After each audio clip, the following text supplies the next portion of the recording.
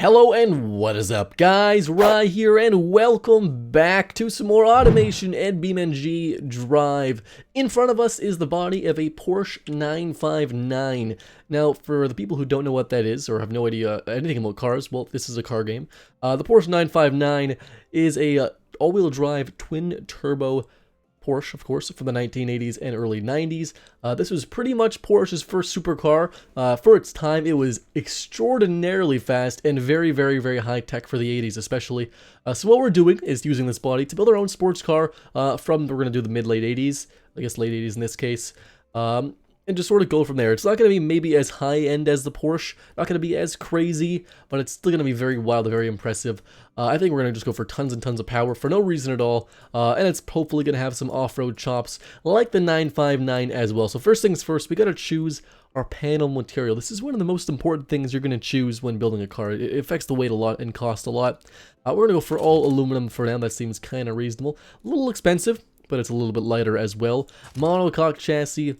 Steel chassis material, pretty cheap. We can go for galvanized or corrosion resistant, but that's no fun. We're gonna go for a rear engine longitudinal or front mounted longitudinal engine. Now, Porsches have the proportions of where you can have the engine in the front and it'll still make sense, or in the back. All Porsches, of course, I mean at least the 911s and the 959 are rear engine, so we'll go rear engine for now.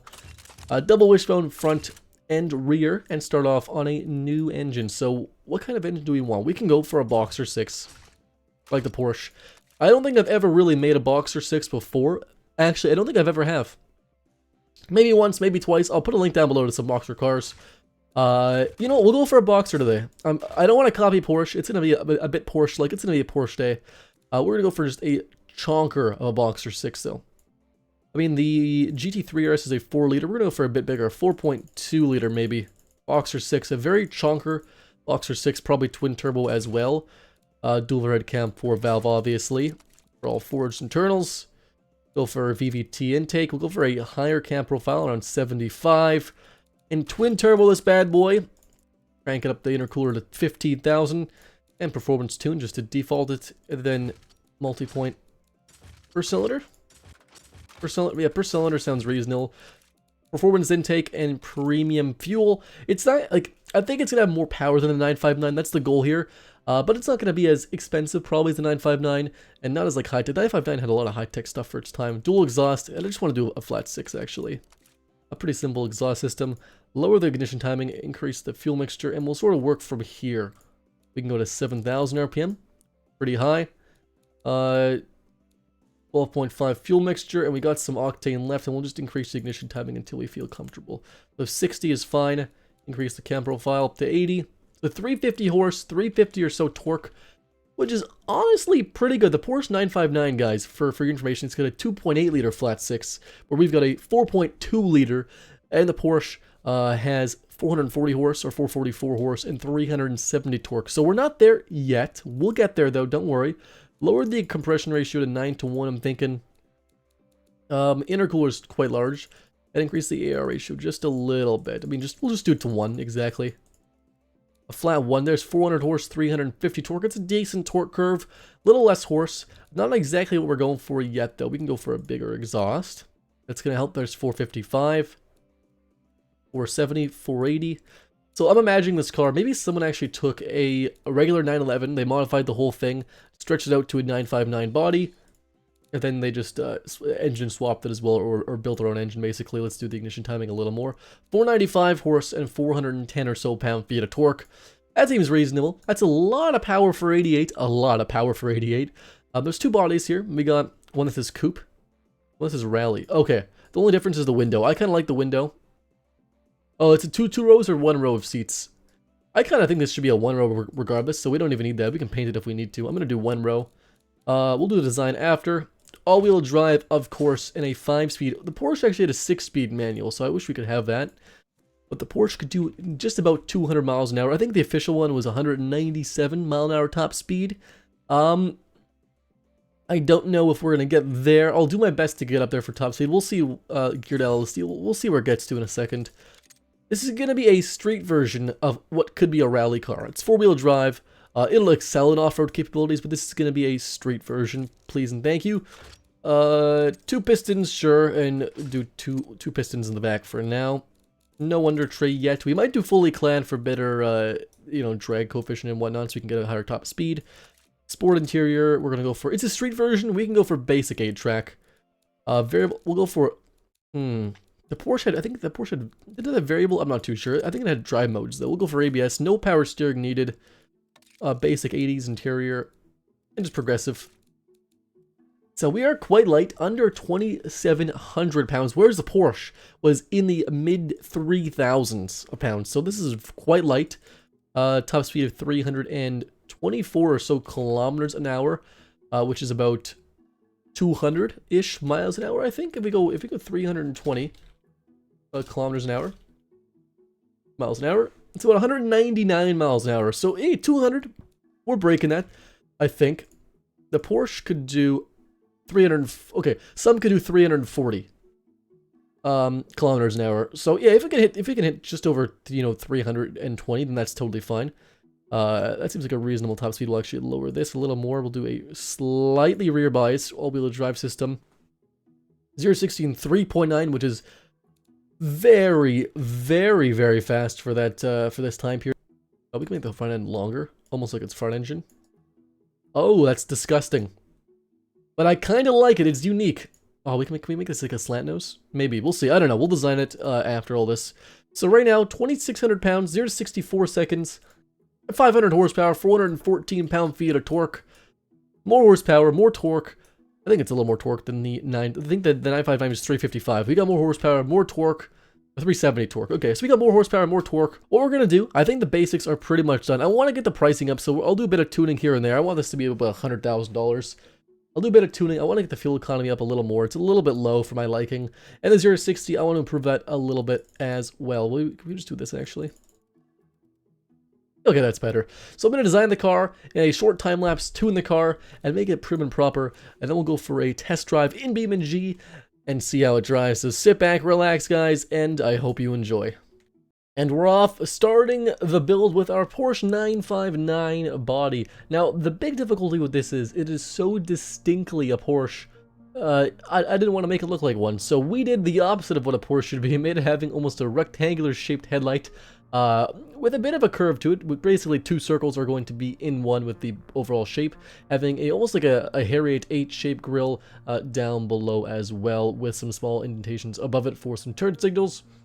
So we're just going ahead and adding the actual headlight projector housing inside of the headlight beam, and then adding a cover over top just to sort of give it the headlight sort of style and look. Then working on the side intakes and the side fog lamps, which are going to be for, of course, the rally racing and whatnot. Adding a few things here and there to the front end, and making the front side intakes actually look like real intakes. Adding basically a lot of little grille texture pieces and stuff to make it look like an actual fixture. Adding a front air scoop, or we're going to have some vents actually, in this case for the front of the car with a hood bulge. Adding some vertical sort of slats in the front grille. Simple door handles, simple mirrors that sort of fit the era and theme of the car. The wheels, I was very, very conflicted with what wheels I wanted to have, but I ended up with these 5-spoke wheels, similar to the 959 itself. I added a big old tail wing, which we'll see later on at the end, and then adding a few details like the badging in front. And I did choose a name. The name is called the Jenkins CD Coupe.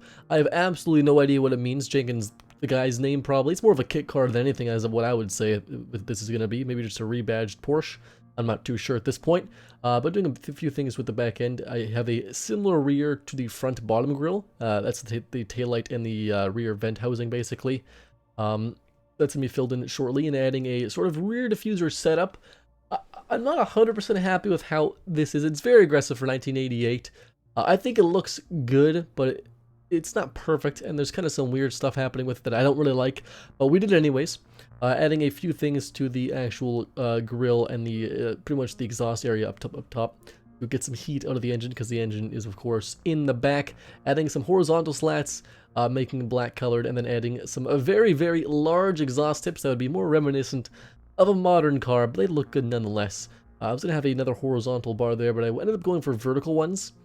Playing with the color just a bit, adding even more vertical slots, and I just decided after that is very ugly, so we went with less vertical slots, because you know what they say, less is more, obviously. changing the color of some few vents and grills here, then playing around with a side intake for the vehicle, finishing up with a sort of curved rectangle. And then finally we have another badge there on the back and a front deflator, and then just tuning the engine and the suspension and all that goodies. So in front of us is the 1988 Jenkins CD Coupe.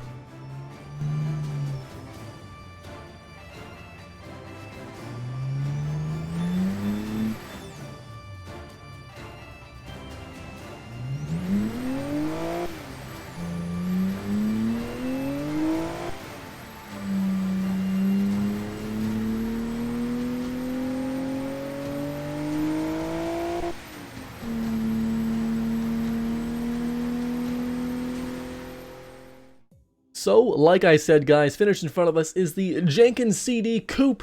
I'm not sure what CD or Jenkins really means, but that's a new brand. Jenkins is going to be my brand for all the cars that I make that don't really fit design-wise into anything, because a Porsche is so distinctively a Porsche. I mean, the body at least, and it doesn't fit any of my brands at all. So Jenkins is going to be pretty much a rebadging company that rebadges everything. This is the Porsche 911 or 959 rebadged with Jenkins CD Coupe. With a massive 4.2 liter twin turbo flat six, 2,750 pounds. Similar to a Porsche headlights, we just have pretty much dual headlights enclosed instead of one. And it's a similar front end to the Porsche 959, but a bit different, a bit of a hood bulge. It's sort of a definitely different front intake or front air dam or front grille. The side intakes are different as well. A gas cap on the side. We have a massive wing on the back with two, you can see a C and a D shape, so I'm not sure what CD stands for. Cool dudes, but that's the that's the logo for the company. Or Jenkins, it's interchangeable. Jenkins is the name of the guy, probably. If your name's Jenkins, then you've got a pretty cool name and you deserve a cool car, I guess. Back we have two massive exhaust tips with a large sort of diffuser. This is the late 80s, not really a diffuser. I'm not too sure, but it looks kind of cool. I'm not 100% satisfied with the back. I like the front though quite a bit. I like a lot about the back. Some things I don't like. I like how this looks though. I really like how that looks, to be honest. So I did a bit of tweaking here and there. Up the quality sliders a little bit to make the car just a bit more expensive. Not the brakes though, but some aero and stuff.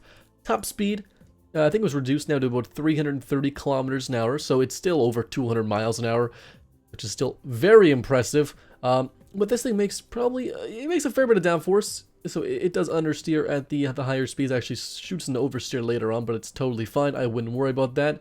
700 pounds of downforce. 0-60 in 3.6, which is pretty much the same as the actual 959.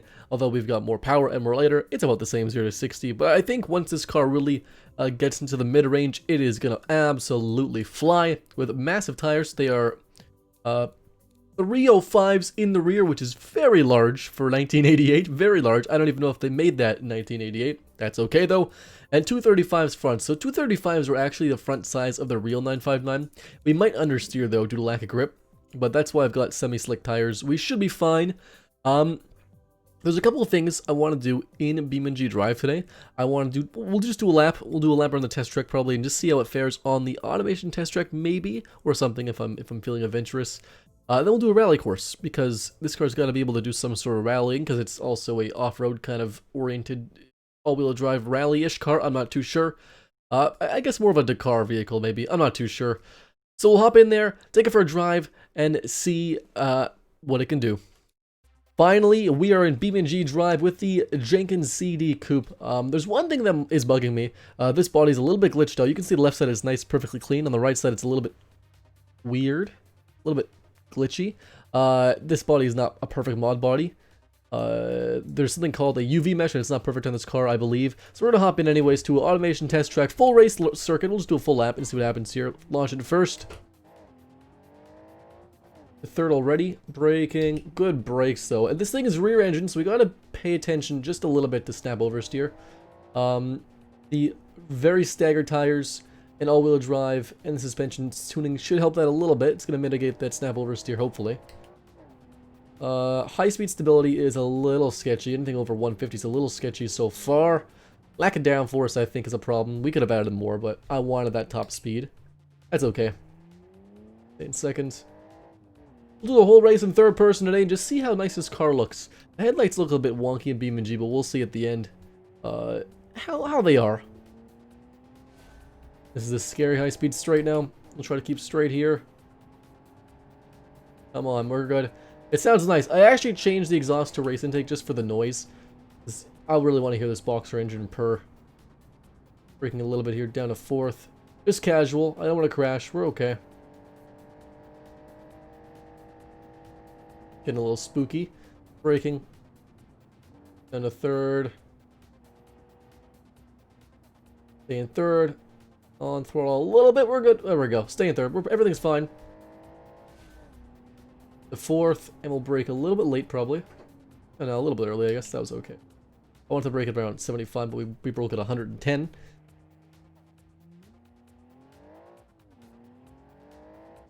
The acceleration, the gearing is nice actually. Second takes us to about 120 or so kilometers an hour. Very nice. Braking. Down to 3rd. Second gear. Pretty quick. Definitely not a record breaker. We're not going for a record breaking lap. I just want to see how this thing handles. It is a little sketchy. The snap oversteer. Oop, there's a little bit right there. I was braking into a turn almost. Don't want to do that, especially with a rear engine car with this much power too. A little bit of a handful, but it's not bad. The lack of grip is the biggest thing. Like a downforce. I mean, particularly. Brake. The brakes are nice. Our time is not that great. My best is a 150. That was with the test car, I think. And then none of these are my cars, I don't think. But we got a 210. It's not a great time. I think the automation test track in automation would be for sure a bit better. Now we are on the final event of the night. This is the Small Island USA mixed circuit 1. It's a short little dirt and pavement circuit, so we can get a feel of rally-ish environments.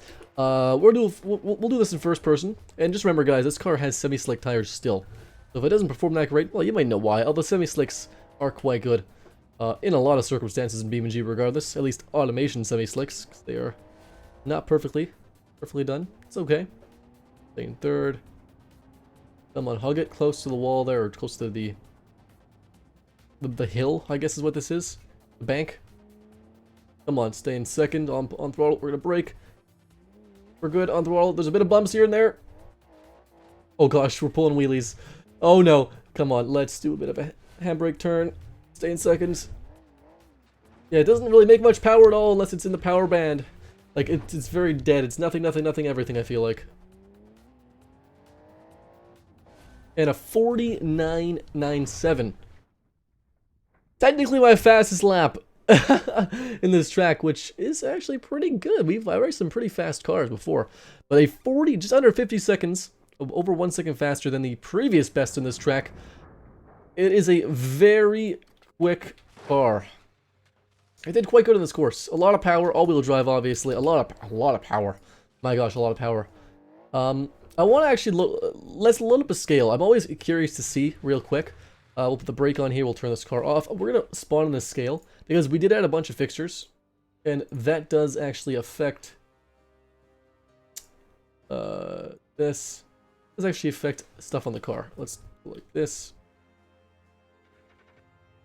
Back up. We'll just take a look and see what the weight is. So it weighs 2750 in automation, and in BeamNG it weighs 3,085 or so pounds, 1,400 kilograms. So it is quite a bit heavier in BeamNG.Drive, 200 or 300 pounds about heavier in BeamNG.Drive with the tons of fixtures. Lots in the back. Oh, we're missing that. That's interesting now. And some in the oh god, the back is real interesting, and the front as well. So lots of fixtures add weight, obviously, and that's why it's quite a bit heavier. We're gonna finish off here. A lot of fun to drive. I'll have a link to download this car in the description. Join the Discord, link down below. I do make a lot of these cars in Discord, so make sure to hop in there and watch me or help me build a car at least at some point. We do challenges every few weeks as well on the channel, so join because of that. Let me know down below what kind of car you want me to build next. Whoever has like my favorite build, I'll build next for my next build. And yeah, so thank you guys so much for watching, and as always, I'll see you next time.